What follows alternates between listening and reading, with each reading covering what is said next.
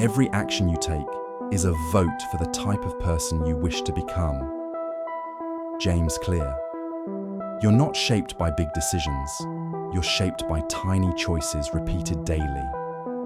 People wait for the right moment to become better. They think transformation is one dramatic act, but it's not. It's the small choices, the subtle habits, the quiet decisions no one sees. James Clear cuts straight to the truth.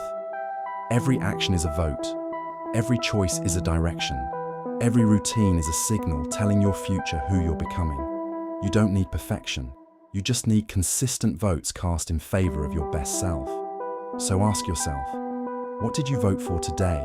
Strength or comfort? Growth or avoidance? Because your future identity is being built one tiny decision at a time.